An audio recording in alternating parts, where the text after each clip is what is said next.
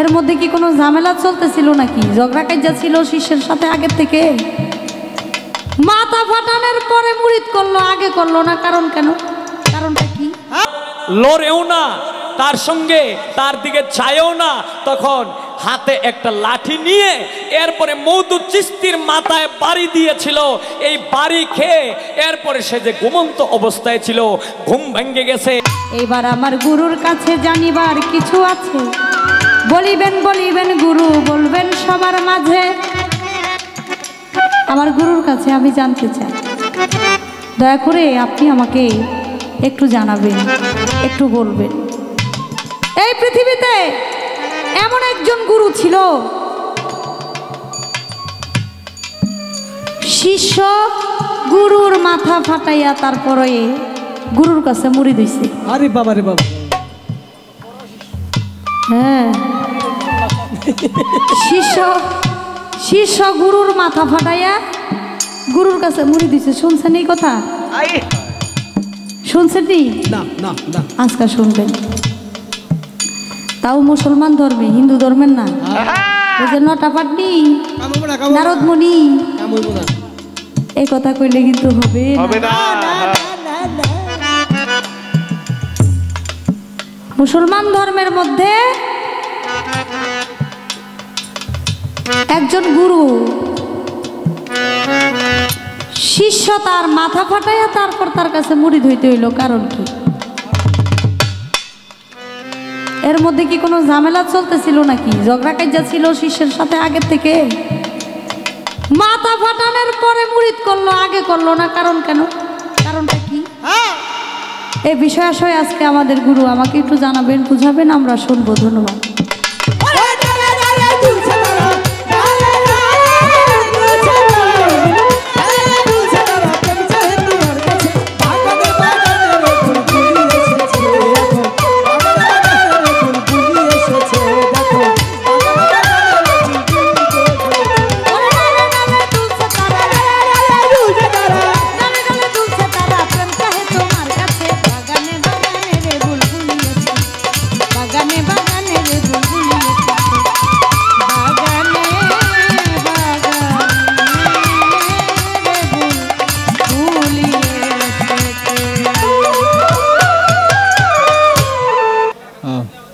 তো এখন আমাকে প্রশ্ন, মানে আমার কাছে জানতে চাইছে, মানে জানা যেটা প্রশ্ন এইটাই, মানে প্রশ্ন করে হইল গুরু শিষ্য, গুরুর ভাগে যে থাকে তার কাছে জানে, আর যদি গুরুর পালা ছাড়া যদি গায় অন্য কোনো পালা গায়, তাহলে এই জানাটাই কিন্তু প্রশ্নের রূপ ধারণ করে।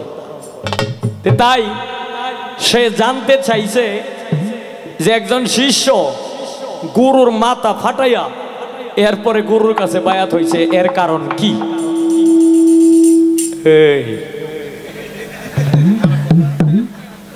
সেই রেকর্ড টাইম হইছে।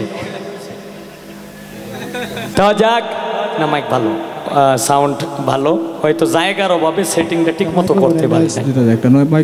হ্যাঁ, জায়গার অভাবে সেটিংটা ঠিক মতো করতে পারি না। জায়গাটা যদি একটু বড় থাকতো তাহলে সেটিংটা আরো সুন্দরভাবে হইতো। এটা তাদেরকে দোষ দিলে লাভ নেই। তা যাক, একজন শিষ্য গুরুর মাথা ফাটাইয়া এরপরে গুরুর কাছে বায়াত হয়েছে। এর মূল মাহিত্য কি? গুরুর নাম কি? শিষ্যের নাম কি? এর মধ্যে এই সে মুরিদ হইলেই তো পারে, কিন্তু তার মাথা ফাটায় মুরিদ হওয়ার কারণ কি? ইনশাল্লাহ মালিক যতটুক দয়া করছে, আমার গুরুর কাছ থেকে আমি যতটুক সংগ্রহ করেছি, আমার গুরুর কাছ থেকে আমি যতটুক জ্ঞান সংগ্রহ করেছি, ততটুক ইনশাল্লাহ আমার শিষ্যকে তো আর ঠকানো যাবে না। আমার শিষ্য যতটুক চাইছে ইনশাল্লাহ মালিক ভরসা, আমার শিষ্যকে ততটুকুই দেওয়ার চেষ্টা করব।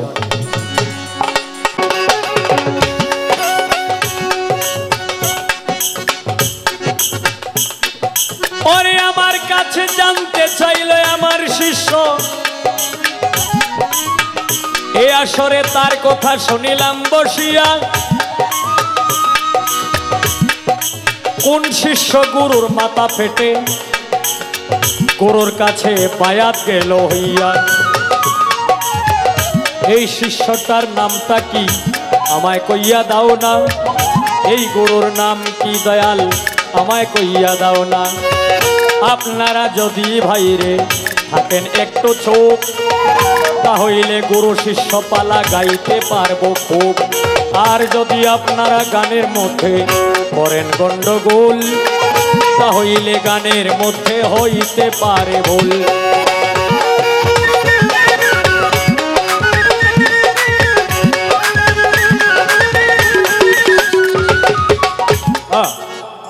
প্রশ্ন করলেন, আমার কাছে জানতে চেয়েছেন যে একজন শিষ্য গুরুর মাথা পাটাইয়া এরপরে মানে মাথাটাকে বাড়ি দিছে, বাড়িতে দুইটা ভাগ করে ফেলছে, এর মধ্যে মাথা দিয়া রক্ত ঝরছে। রক্ত ঝরার পরে এরপর গুরু তাকে বায়াত করলো। এই গুরুর কি নাম? শিষ্যের কি নাম? এই গুরুর বাড়ি ছিল জীবনীতে যেটা পাওয়া যায়, এই গুরুর বাড়ি ছিল বাগদাদ শহরে। এই গুরুর নাম হয়েছে মওদুদ চিশতি। এই মওদুদ চিশতি হাজার হাজার মানুষকে সে মুরিদ করেছে, বায়াত করেছে। তখন ফুজাইল নামে একজন ভক্ত ছিল, মানে না দেখে।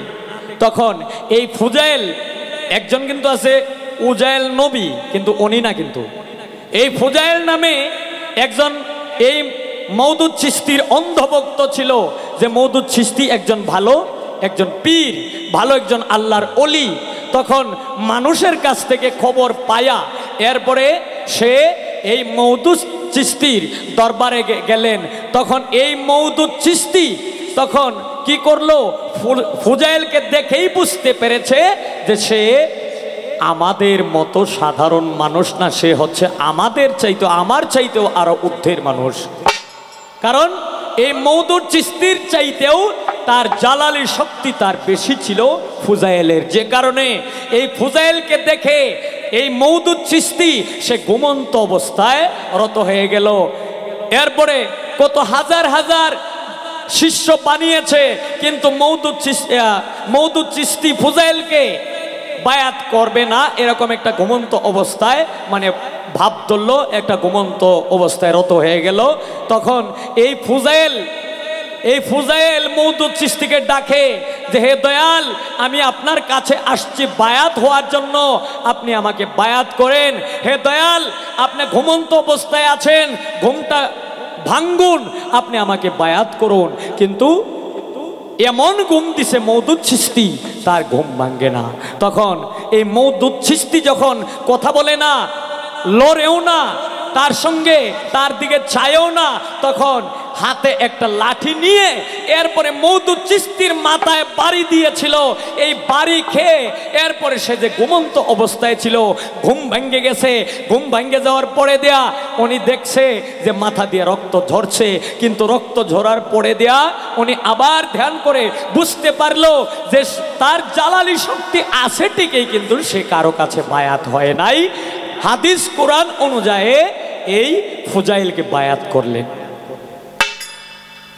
এই শিষ্যের নাম ছিল ফুজাইল, আর গুরুর নাম ছিল মওদুদ চিশতি। জীবনী অনুসারে জবাব দেওয়ার চেষ্টা করলাম। আর আমি একটি কথা বলছিলাম যে আমি কিন্তু তুমিও বলতে পারি, আপনিও বলতে পারি, তুইও বলতে পারি, কিন্তু তুই কথাটা আমি বলবো না। আমার শিষ্য এখানে একটু মজা করছে যে সুযোগ পাইছে, তো না, সুযোগ পাইলেই যে একটা কিছু বলতে হবে এমন না। তুই এর জায়গা এখনো তুমি যাও নাই, আর এখনো আমি নেই নাই। কারণ তুমি এখনো আমার শিষ্য, তুমি এখনো আমার বাচ্চা, তুমি এখনো আমার সন্তান। এখন তুমি শিষ্য, তুমি এখনো অবুঝ রয়ে গেছো। এই শিষ্য থেকে যখন ভক্তের কাতারে যায় পৌঁছবা, তখনই দ্বিজদাসের একটা গানে বলছে, আমি কি তুমি কি, আগে কি পাছে কি, আছে কি যাবে কি, তাই বলো না পঞ্চত্বের কালে পঞ্চে পঞ্চে মিলে তাতে পাস গেলে হাতে কিছু থাকে না সাধকনাঙ্গিতে শুনিবে আদিতে তোমাকে করেছে সাই কল্পনাই যার মূল, আসলেই তোর ভুল শূন্য ভিন্ন অন্য দেখি না অখণ্ড মণ্ডল ব্যাপিত সকল পাগলের এসব রচনা। তবে কি সে কই তুমি আছো ব্রহ্মময় নিশাংশই কালে সৃষ্টিরেরই লেখা, মানি না মানবো না। যদি তুমি থেকেই থাকো আমাতেই রয়েছো, বিশ্ব জুড়ে শুনি তোমার নাম খানা। তোমার মধ্যে আমি, আমার মধ্যে তুমি, আমি ছাড়া তুমি কিছু না, কিচ্ছু না, কিচ্ছু না। পাগল দ্বিজ দাস কয় সৃষ্টির স্থিতি লয় নিত্য নৈমিত্তিক ঘটনা। আধার ঘরে সাপ, সকল ঘর ভরাই সাপ। বাপরে বাপ কি ব্যাপার, বুঝি না, বুঝি না, বুঝি না। আমি কি, তুমি কি, আগে কি, পাছে কি, আছে কি, যাবে কি, তাই বলো না, বলো না। এখন তুমি আমার সন্তান আর আমি তোমার গুরু। এখন তোমাকে আমার তুই বলার কোনো অধিকার নাই। যখন এই আমি, তুমি, আমি আর তুমি, তুমি আর আমি, এখন আমি আর তুমি, এইখান থেকে আর আমির মাঝে আর, এরপরে এরপরে হইল তুমি। এখন যদি আর শব্দটা যদি মুছে ফেলা যায় তাহলে কি হয়? আমি তুমি। এই আর শব্দটা যখন মুছে যাবে তখন তুমি আমি, আমি তুমি, আমি তুমি, তুমি আমি, তুমি আমি, আমি তুমি যখন গুরুর রঙে রঙ্গিত হয়ে যাবা তখন এই ভক্তের কাতারে চলে যাবা, তখন হবে তুই মই, তুই মই।